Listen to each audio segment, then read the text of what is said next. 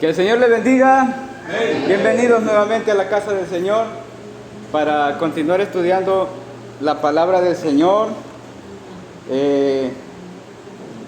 Estamos estudiando un tema muy importante y ¿se acuerdan cuál es el tema? Los sacramentos, el tema general. ¿Y qué tema estamos estudiando ahorita? La Santa Cena. La Santa Cena. Y como siempre quiero iniciar haciendo un repaso de la clase anterior. ¿Se acuerdan que vimos en la clase anterior? Para los hermanos que estuvieron en la clase anterior, ¿se acuerdan que vimos? ¿No?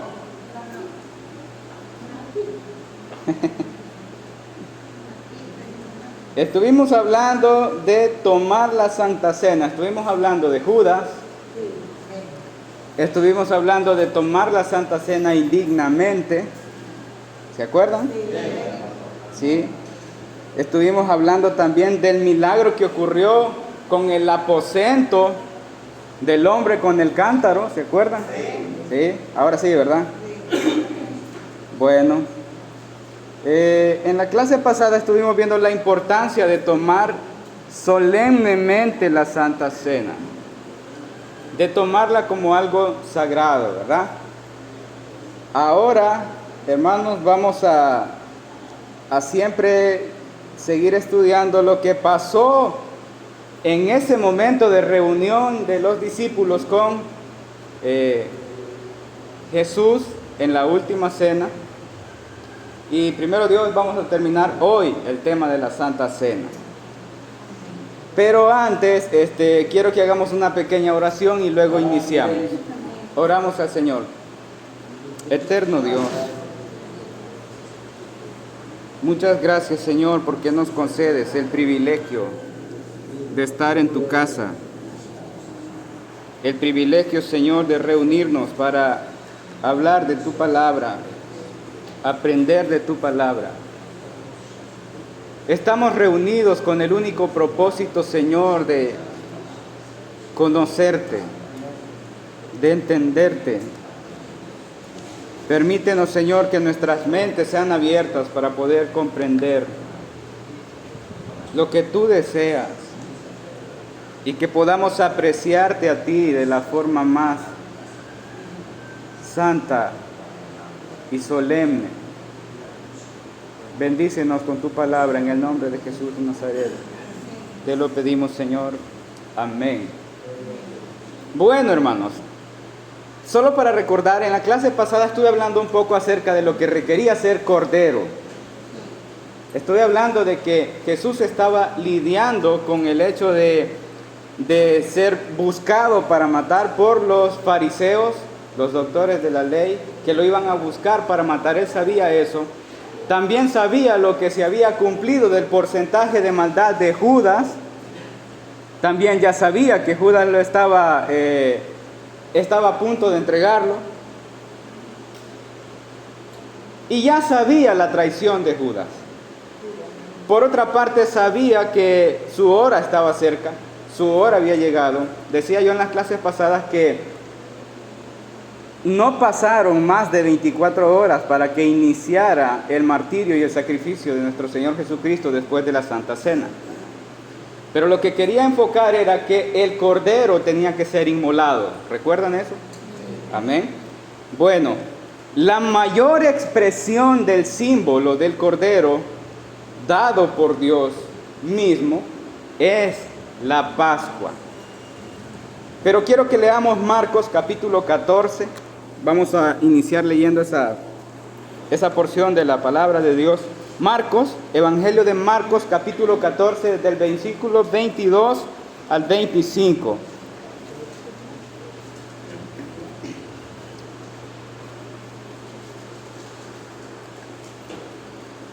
Este es Jesús ya con sus discípulos en el aposento, tomando la última cena con sus discípulos. Amén. ¿Lo tenemos? Evangelio de Marcos, capítulo 14, del 22 al 25. Leemos la palabra del Señor. Y mientras comían, Jesús tomó pan y bendijo, y lo partió y les dio, diciendo: tomad, esto es mi cuerpo. Y tomando la copa, y habiendo dado gracias, les dijo, y bebieron de ella, les dio, y bebieron de ella todos. Y les dijo: esto es mi sangre del nuevo pacto, que por muchos es derramada. De cierto os digo que no beberé más del fruto de la vid hasta aquel día en que lo beba nuevo en el reino de Dios. Aleluya. Amén. Creo que aquí está mal escrito en lo que yo estoy leyendo. ¿Así está? Sí, está. Ah, bueno, así está. Que lo beba nuevo en el reino de Dios. Ah, pues sí. Es que estamos leyendo Marcos. En los otros evangelios dice diferente. Amén. Bueno, decía, hermanos, que este es el momento en el que el Señor Jesús está con sus discípulos tomando la Santa Cena. Y lo principal y lo esencial de la Santa Cena es que Jesús les dice qué es su cuerpo y qué es su sangre. Amén. Él está tomando nuevos elementos y les da un significado. Pero, hermanos, antes de llegar a eso, quiero hablar sobre la elección divina de Dios en el Antiguo Testamento del Cordero para representar a Cristo. Amén. La institución de la Pascua era lo que Dios había decidido para poder representar el pacto de la liberación de Israel de la esclavitud. Amén. Aleluya. Esa fiesta se celebraba recordando la liberación de Egipto. Y los discípulos, hermanos, están comiendo con Jesús, celebrando en la fiesta la proyección del propio martirio del Cordero, nuestro Señor Jesucristo. Amén. Y ahí en lo que están celebrando, según los apóstoles y los discípulos, están celebrando la Pascua. Amén. Para ellos es una celebración de la Pascua, pero para Jesús no era una Pascua. Amén. Mencionaba que en la clase anterior que los maestros y los doctores de la ley, los rabinos, usaban ese momento solemne de esa cena para enseñar y transmitir a las siguientes generaciones la importancia y la razón del por qué se celebraba la Pascua. Como ustedes recordarán, fue el Señor quien instituyó la Pascua. Amén. Entonces, los rabinos usaban ese momento para transmitir generaciones en generaciones lo que sucedió en Egipto para la liberación. Pero el pasaje que leímos es Jesús hablando. Y estamos contemplando la inauguración de un nuevo protocolo. Amén. El Señor le está hablando a ellos y les dice cuando toma el pan: este es mi cuerpo. Y cuando toma la copa de vino, le dice: esta es mi sangre. Una de las cosas que quiero que podamos ver es que nadie, ningún judío, ningún rabino, ningún estudioso, ningún doctor de la ley tenía la autorización de cambiar ni por un segundo la liturgia de la enseñanza de la Pascua. Nadie podía hacer un cambio de la Pascua, porque si hacía un leve cambio acerca de lo solemne de la Pascua, eso sería tomado como un pecado muy serio, porque se celebraba con mucha reverencia la Pascua por su origen, su historia, y de esa forma sagrada que Jehová lo había establecido, así debía celebrarse. Amén. Vea lo que dice Éxodo capítulo 12, versículo 14. Éxodo capítulo 12, versículo 14.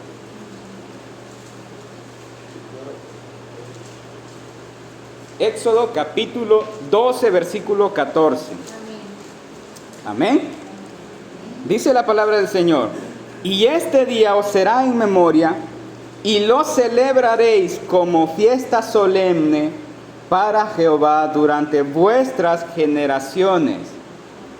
¿Cómo dice? Por estatuto perpetuo lo celebraréis. Esto quiere decir que nadie podía cambiar ninguna de las cosas ni de los elementos que se usaban en la Pascua. Nadie podía hacer un cambio ni cambiar ni siquiera la enseñanza de lo que la Pascua significaba. ¿Qué quiere decir eso, hermanos?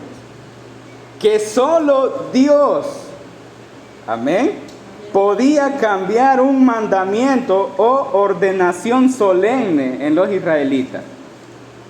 Solo Dios podía ponerle fin a la celebración de la Pascua e inaugurar un nuevo pacto. Solo Dios podía ordenar una nueva forma de celebración solemne para recordarle. Y esta es la cena. Y vemos la gloria del destello de la divinidad de Cristo. Aleluya. Como Dios.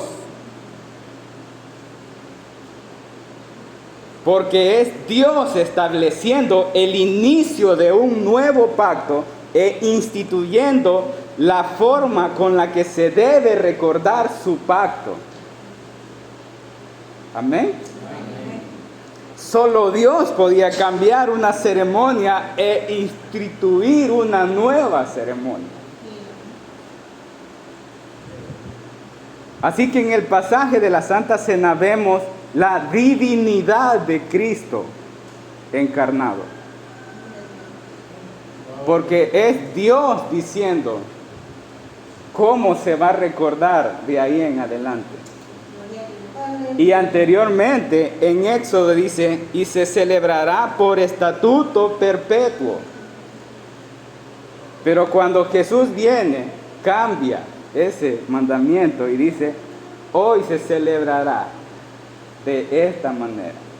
Y solo Dios podía hacer ese cambio. Así que en este pasaje vemos la divinidad en su esplendor de Cristo. Amén. Y quiero recordar, hermanos, que en la Pascua los elementos que se usaban para la celebración era el cordero, amén, que se hacía asado después de ser golpeado, luego el pan sin levadura y las hierbas amargas.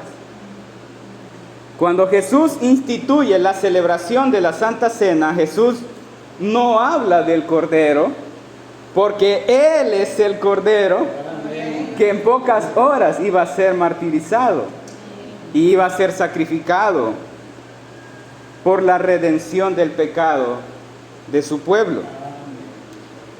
Solo los siguientes elementos son tomados por el Señor Jesucristo, y es el pan y el vino. Lo especial de todo esto es que Él explica el símbolo de cada uno de los elementos. En la historia de la iglesia, hermanos, cuando los reformadores empezaron a estudiar tema por tema de todo lo que la tradición enseñaba y lo que la Biblia decía, llegaron al tema de la cena del Señor. Y tuvieron algunas diferencias. Los más mencionados de los reformadores son Martín Lutero y Calvino, pero hay otros que también tuvieron un aporte muy significativo. Pero en cuanto a Lutero y Calvino sobre la cena del Señor, tuvieron desacuerdos, no estaban viéndolo de la misma manera. aunque ellos estuvieron de acuerdo en la centralidad del Evangelio, que es Cristo, tuvieron divergencia en algunos temas, y principalmente una de las cosas en los que no tuvieron acuerdo fue en la presencia de Cristo en la Santa Cena. Y quiero mencionar cuál era el punto que querían ellos estudiar para poder enmarcar la enseñanza bíblica. Y el centro de todo esto es la pronunciación de las palabras de Jesús diciendo: este es mi cuerpo y esta es mi sangre. Ese era el tema. Y el punto a debatir era que la Iglesia Católica Romana también tiene su forma de ver esa parte en la Santa Cena. Bueno, la Iglesia Católica Romana considera la presencia de Cristo en esa celebración como una palabra que se llama transubstanciación. Esa es la palabra que maneja la Iglesia Católica Romana. Ahora quiero explicar eso. Según ellos, la Iglesia Católica Romana creen que en la misa, cuando se realiza durante la oración de consagración de la Eucaristía, sucede un milagro. Eso es lo que ellos creen. Y ese milagro es que los elementos ordinarios del pan y la sangre se convierten realmente el cuerpo y la sangre de Cristo. Eso es lo que ellos creen y eso es lo que ellos enseñan. Y la palabra usada para eso es transubstanciación, y esto quiere decir que los elementos milagrosamente se transforman.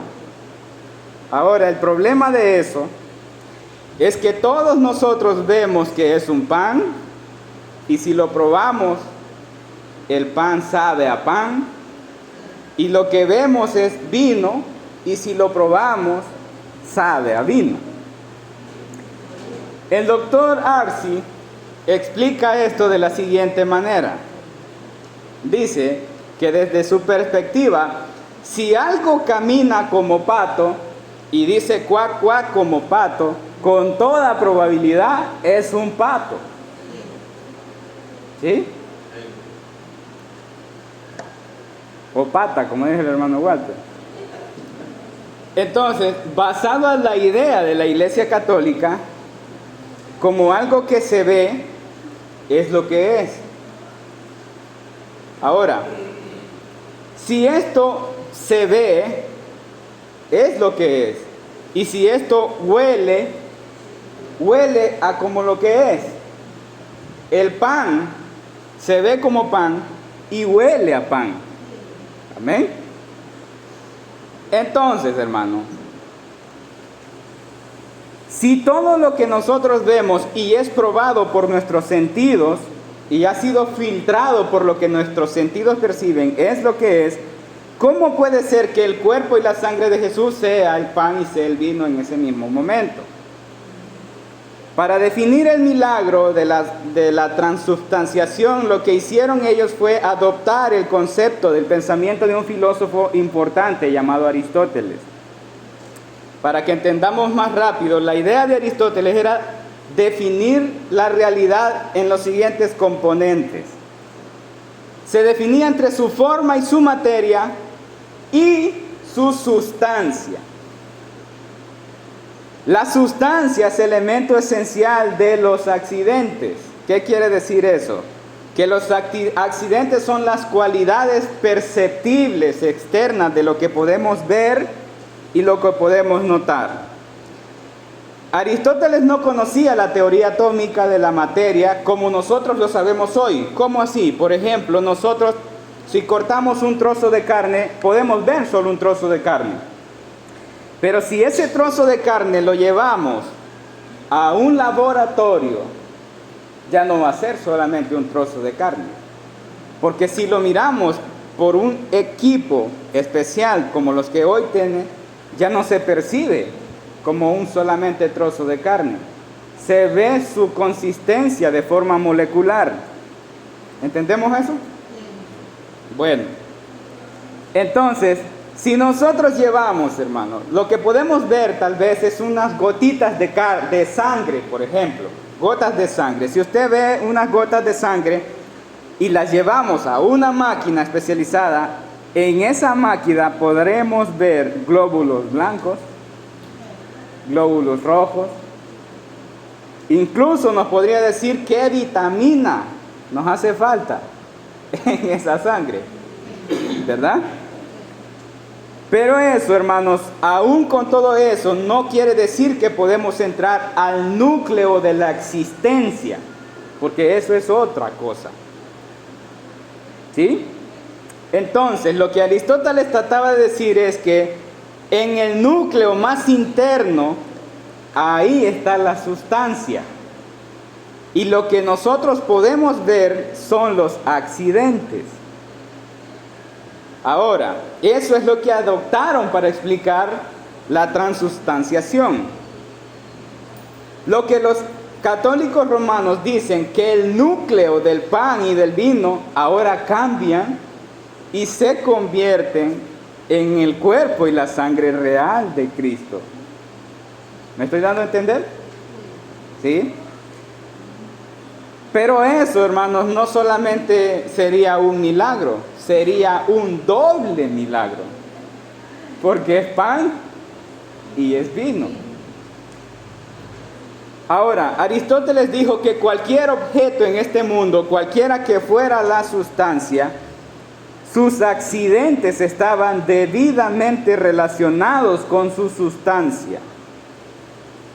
El doctor Arce dice que la razón por la que podemos identificar un pato es porque si luce como pato, se ve como pato, camina como pato y dice cuac cuac como pato, sabemos que es un pato. Porque solo los patos tienen la esencia y los accidentes de pato. Amén. Un pato no puede tener la esencia de un perro. Cada cual tiene su esencia.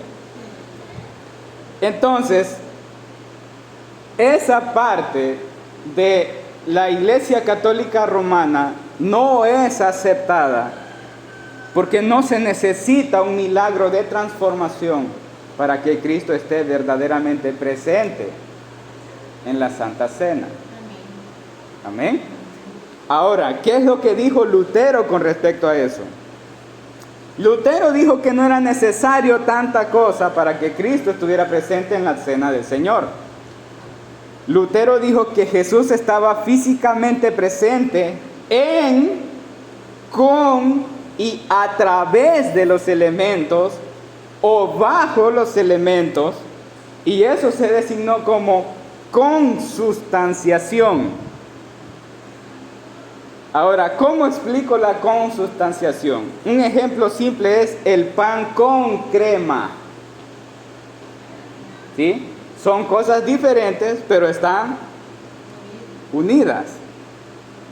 ¿Me doy a entender? Esa es la forma en la que Lutero explicaba la cena del Señor en la consustanciación. Entonces, esto quiere decir que para Lutero los elementos están en consustancia. Y esa era la forma de Lutero de tratar de explicar la presencia de Cristo en la cena. Pero aún con todo eso, Calvino no estuvo de acuerdo a lo que Lutero dijo. Veamos lo que dijo Calvino. Calvino dijo que en el misterio de la encarnación, las dos naturalezas de Cristo están perfectamente unidas, sin mezcla, división o separación. Cada naturaleza presente, conservando sus propios atributos. Pero al hablar de la Santa Cena, estamos hablando de el poder de Cristo y de que el poder de Cristo está realmente presente en todo lugar. Y para entender eso tenemos que saber que eso es algo divino e espiritual. Amén. No es un poder de carne humana, porque si la cena del Señor se celebra en diferentes países al mismo tiempo, ¿cómo podría estar el cuerpo real de Jesús en tantos lugares al mismo tiempo? No se puede, ¿verdad? Entonces, Calvino diría que no es propiedad de la naturaleza humana de Cristo ser omnipresente. Naturaleza humana. Porque estamos hablando del cuerpo y la sangre. Amén. Ahora, para Calvino, el cuerpo físico de Jesús glorificado está en el cielo. Está a la diestra de Dios Padre. Y el cuerpo físico de Cristo está glorificado y sigue perfectamente unido en la naturaleza divina. Pero solo la naturaleza divina puede ser omnipresente. ¿Me doy a entender? Entonces, para Calvino, la presencia real de Cristo en la Santa Cena es espiritual. Amén. Es divina y no necesariamente es la presencia de Cristo en la Santa Cena por los elementos usados en la Santa Cena. ¿Entendemos? ¿Me di a entender? ¿Sí? Ahora, todas esas presentaciones eran para poder entender de manera más acertada la palabra del Señor Jesús diciendo: este es mi cuerpo y esta es mi sangre. Ahora, quiero hablar de nosotros. Nosotros, los cristianos, al igual que Calvino, creemos que Cristo siempre está presente, realmente presente, en la celebración de la Santa Cena con nosotros. Pero en su divinidad omnipresente, no por los elementos, porque Cristo no es los elementos, porque los elementos fueron creados por Cristo. Amén. Él es y Él tiene su propio ser.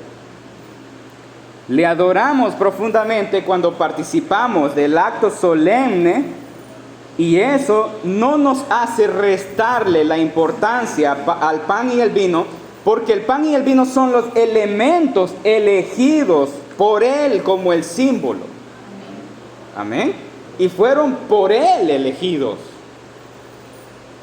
No solamente elegidos, sino que fueron consagrados y santificados por Él en la institución de la Santa Cena para hacer memoria de Él.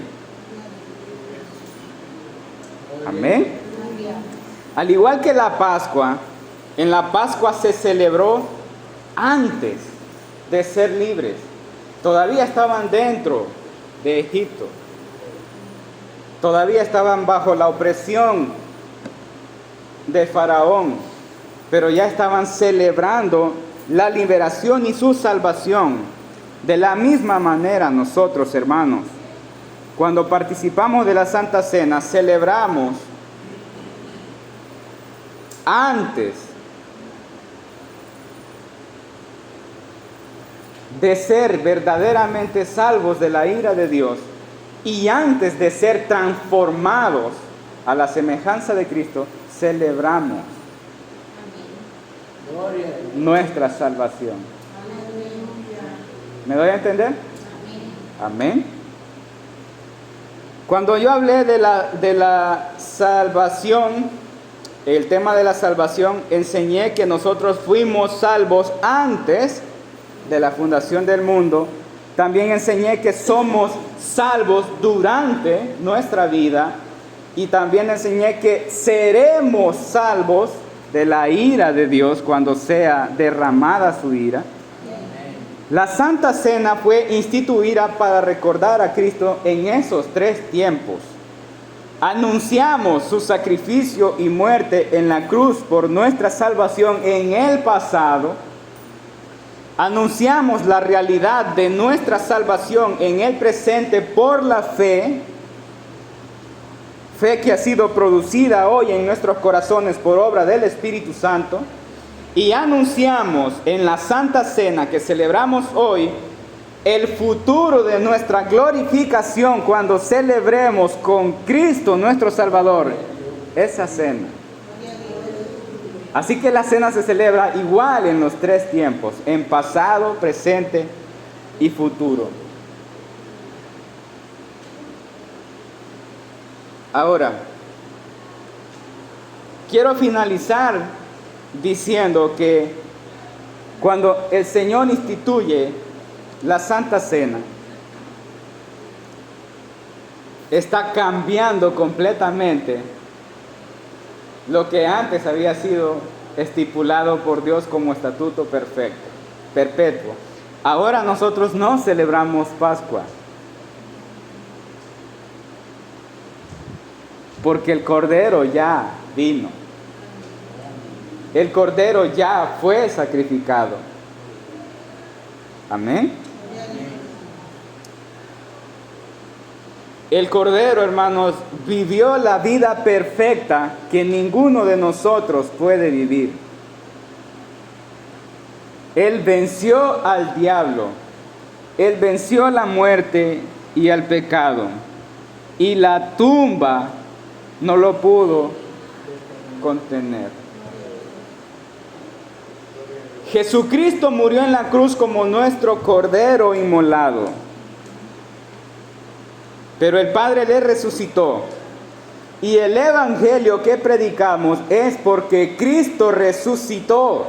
Amén. No solo vivió la vida perfecta, no solo murió en un sacrificio perfecto, Él dijo que resucitaría al tercer día y resucitó. Amén. Hay más de 5,000 documentos escritos contemporáneos de Cristo que no son los evangelios ni son los que escribieron el Nuevo Testamento.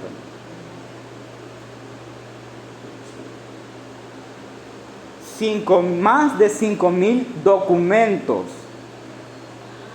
que no son la Biblia, ni son escritos solamente por personas cristianas. Estoy hablando de la realidad de Cristo en la tierra. Así como pudieron haber sido escritos muchos documentos para que entendamos mejor la presidencia de nuestro presidente Bukele. Suponiendo de que los que están cerca de Bukele escribieron acerca de la vida de Bukele, por ejemplo. Cualquiera puede decir que ese documento pues, fue hecho por los que vivieron cerca, así como los evangelios de Mateo, Marcos, Lucas y Juan pudieron escribir de Jesús. Pero más de 5,000 personas fuera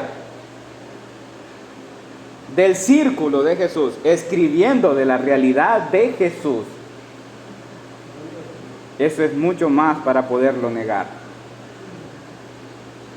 Nadie puede negar que Jesús vivió, que Jesús murió como murió y resucitó como resucitó. Amén. Así es que el evangelio que predicamos no solamente es un cuento, es una realidad comprobada. Amén. Gloria a Dios por eso. Lo otro importante de todo esto, hermanos, es que no son personas que seguían a Jesús solamente por seguirle.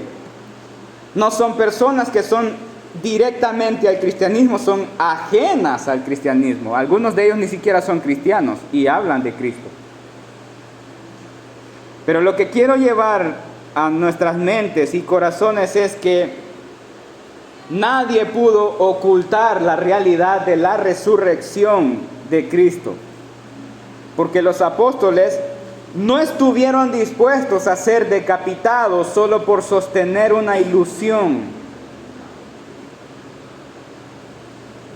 No creo que Tomás, después de meter sus dedos, haya pensado que solamente era fruto de su imaginación. Por esa realidad es que los apóstoles estuvieron dispuestos a que les cortaran la cabeza. Negar la resurrección de Cristo para los apóstoles era algo que no podían hacer. Amén. Nuestro Cordero murió, pero también resucitó. Ese es el evangelio que predicamos. Y el Cordero nos ha enseñado en su palabra que recordemos su sacrificio por medio de la Santa Cena. Esa es una celebración solemne, es una celebración sagrada, santa, en la que conmemoramos el martirio de su cuerpo, el derramamiento de su sangre por nosotros. Jesús está presente, verdaderamente presente con nosotros cuando celebramos la Santa Cena. Y que Jesús esté presente, eso demanda reverencia ante lo sagrado, a lo solemne y lo santo de esta celebración. Cuando usted participe de una Santa Cena, tenga muy presente estas cosas que hemos aprendido. Y si usted participa de la Santa Cena, hágalo con profundo respeto, humillación, adoración sincera a nuestro Salvador y Redentor, porque ha sido ordenada por los labios de nuestro Señor. Esta es la clase de hoy, hermanos. Que el Señor les bendiga.